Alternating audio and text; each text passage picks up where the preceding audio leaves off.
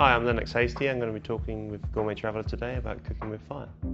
We all have early memories of cooking over fires at some stage, and I actually found that, in going to looking at some of the traditional cultures around the world, and where I found that was in Spain, that there was such a beautiful technique that could encompass so much more than the typical sort of grilled meats and grilled fish. There was so much more to be achieved through that process.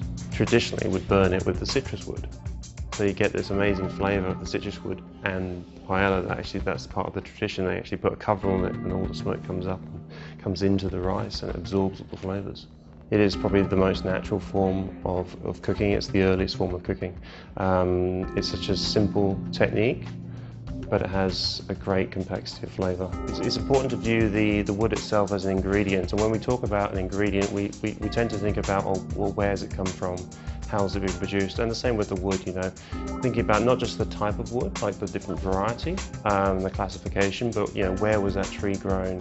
What climate was it grown in? What soil? Because that all dictates the flavour of that wood. How old was that tree? And then you're looking at, I suppose, at the type of wood you're using, or charcoal if it happens to be charcoal. Make sure that's a hard wood. Don't use any soft woods. Soft woods burn very fast. They have resins. It's very essentially the name softwood. They burn very quickly. They give off an acrid smoke. Same again, if you're going to use a charcoal, use high quality charcoal where you know that it's being sourced from. You know how it's been treated, so there's no extra chemicals being used in that cooking process. If you're going to attempt cooking with fire at home, I would say first thing, just be careful. You're dealing with a very raw element, and that's what I think is the beauty of cooking over fire. It's such a simple technique, complex flavour, and it only serves to enhance the nature of the ingredient itself. It's the most honest and most integral kind of form of cooking that you can find.